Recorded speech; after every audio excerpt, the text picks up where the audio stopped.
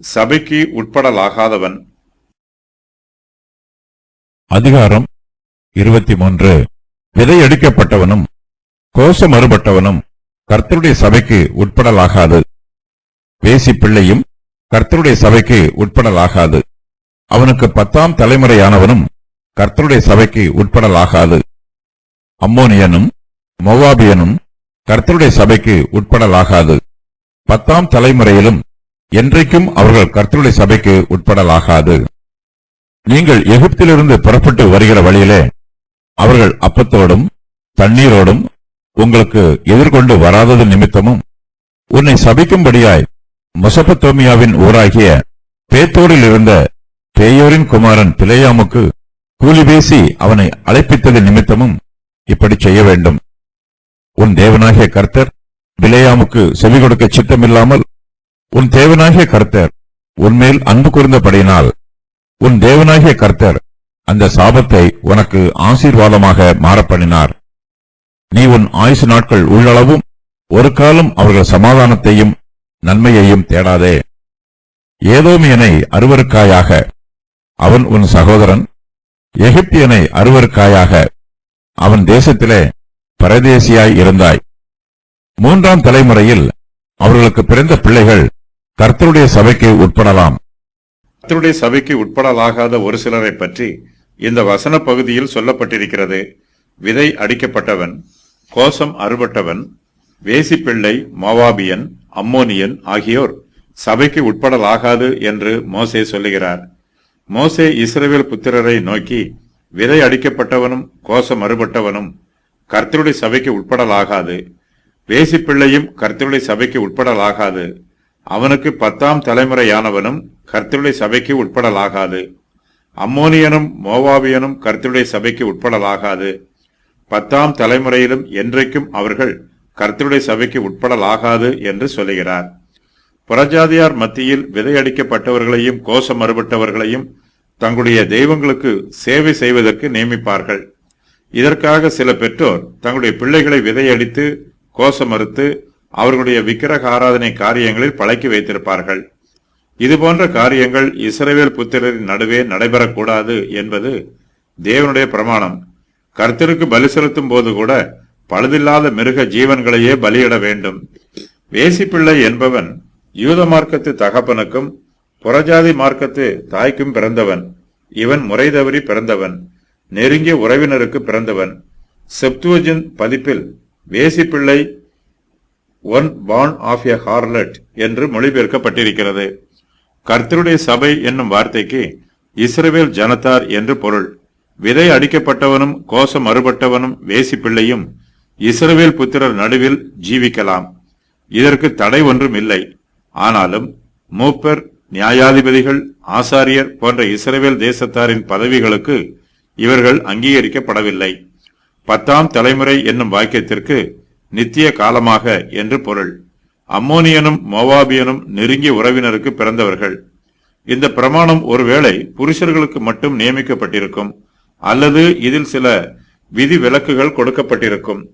Ruth ஒரு மோவாபிய ஸ்திரீ. இந்த பிரமாணம் இவ்விரண்டு ஜாதிகளுக்கு மட்டுமே கொடுக்கப்பட்டிருக்கிறது. உபாகமம் 23:7வது வசனத்தில் மற்ற ஜாதிகளை பற்றி சொல்லப்பட்டிருக்கிறது. ஏதோமியரும் எகிப்தியரும் 3ஆம் தலைமுறை வரையிலும் கர்த்தருடைய சபைக்கு உட்படலாகாது. அதன் பின்பு அவர்கள் கர்த்தருடைய சபைக்கு உட்படலாம் என்று மோசே சொல்லுகிறார். வேத பண்டிதர்கள் இந்த பிரமாணத்திற்கு வெவ்வேறு விதமாக வியாக்கியானம் சொல்லுகிறார்கள். கர்த்தருடைய சபைக்கு உட்படலாகாது என்னும் வாக்கியத்திற்கு இஸ்ரவேல் புத்திரர் ஆவிக்குரிய காரியங்களிலும் மார்க்க ஆராதனைகளிலும் இவர்களோடு எந்த தொடர்பும் வைத்துக் கொள்ளக்கூடாது என்பது பொருள் என்று வேத பண்டிதர்களில் சிலர் விளக்கம் சொல்லுகிறார்கள்.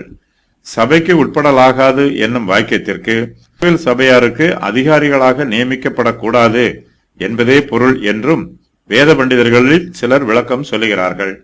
சபைக்கு உட்படலாகாது என்னும் வாக்கியத்திற்கு இஸ்ரவேல் புத்திரர் இவர்களோடு விவாக சம்பந்தம் பண்ணிக்கொள்ளக்கூடாது என்றும் வேத பண்டிதர்களில் சிலர் விளக்கம் சொல்லுகிறார்கள்.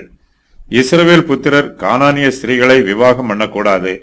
ஆனாலும் அந்த ஸ்திரீகள் யூத மார்க்கத்தை முழுவதுமாக ஏற்றுக்கொண்டால் இஸ்ரவேல் புத்திரர் அவர்களை விவாகம் பண்ணிக்கொள்ளலாம்.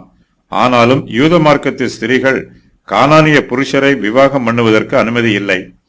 அம்மோனியரும் மோவாபியரும் கர்த்தருடைய சபைக்கு உட்படலாகாது என்று மோசே சொல்லும்போது அதற்கான காரணத்தையும் இங்கு சொல்லுகிறார்.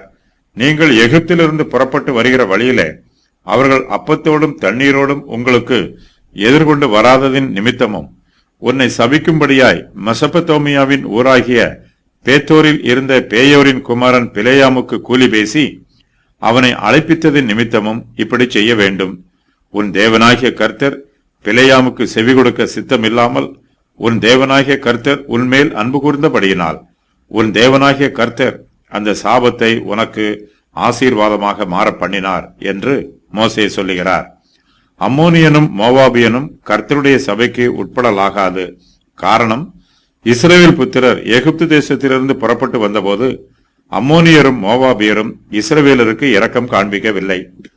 இஸ்ரவேல் புத்திரரை சபிப்பதற்காக அவர்கள் பிலேயாமிற்கு கூலி பொருந்தினார்கள். கர்த்தர் இஸ்ரவேல் புத்திரருக்கு சாபத்தை ஆசீர்வாதமாக மாற பண்ணினார். கர்த்தரை நம்பி ஜீவிப்பவர்களுக்கு சாபமும் ஆசீர்வாதமாக மாறும். கர்த்தர் தம்முடைய சித்தத்தை அவர்களுடைய ஜீவியங்களில் நிறைவேற்றுவார். ஆகையினால் கர்த்தருடைய சத்தத்திற்கு செவி கொடுத்து அவருடைய பிரமாணத்துக்கு கீழ்ப்படிவது மிகவும் அவசியம். இஸ்ரவேல் புத்திரர் அம்மோனியரையும் மோவாபியரையும் தங்கள் சபையில் சேர்த்துக் கொள்ளக் கூடாதது மாத்திரமல்ல, அவர்களை வெறுக்கவும் வேண்டும். நீ உன் ஆயுசு நாட்கள் உள்ள அளவும் ஒரு காலம் அவர்கள் சமாதானத்தையும் நன்மையையும் தேடாதே என்று மோசே இஸ்ரவேல் புத்திரருக்கு சொல்லுகிறார். நீ உன் ஆயுசு நாள் உள்ள அளவும் ஒரு காலம் அவர்கள் சமாதானத்தையும் நன்மையையும் தேடாதே என்று கர்த்தர் அம்மோனியனையும் மோவாபியனையும் பற்றி சொல்லுகிறார். உபாகமம் 10:19, லேவியராகமம் 19, 18, 34 ஆகிய வசனங்களில் கூறப்பட்டிருக்கும் அன்பின் பிரமாணத்திற்கு இது முரண்பட்டிருப்பது போன்று தோன்றுகிறது. ஆனால் இஸ்ரவேல் தேசத்தாரை அழிக்க நினைப்போருக்கு இரக்கம் காண்பிக்க கூடாது. மேசியா இஸ்ரவேல் சந்ததியின் மூலமாக வரவேண்டும். உலகத்தை ஆசீர்வதிக்கவும் ஆளுகை செய்யவும் இஸ்ரவேல் சந்ததியின் மூலமாக மேசியாவை அனுப்ப வேண்டும் என்று கர்த்தர் சித்தம் கொண்டிருக்கிறார். ஆகையினால் இஸ்ரவேல் தேசத்தை அழிக்க நினைப்பது கர்த்தருடைய சித்தத்திற்கு விரோதமான பாவம். இஸ்ரவேல் புத்திரர் கானான் தேசத்தாரை முழுவதுமாக அழித்து அவர்களை சங்காரம் பண்ண வேண்டும். அவர்களுடைய அக்கிரமத்தின் நிமித்தமும் துன்மார்க்கத்தின் நிமித்தமும் கர்த்தர் கானான் தேசத்தாரை அழிவுக்கு நியமித்திருக்கிறார். ஏதோமியரையும் எகிப்தியரையும் குறித்து மோசே சொல்லும்போது அவர்களை பற்றி கரிசனையோடு பேசுகிறார். ஏதோமியனை அருவருக்காயாக, அவன் உன் சகோதரன். எகிப்தியனை அருவருக்காயாக, அவன் தேசத்திலே பரதேசியாய் இருந்தாய். 3ஆம் தலைமுறையிலும் அவர்களுக்கு பிறந்த பிள்ளைகள் கர்த்தருடைய சபைக்கு உட்படலாம் என்று மோசே இஸ்ரவேல் புத்திரருக்கு சொல்லுகிறார்.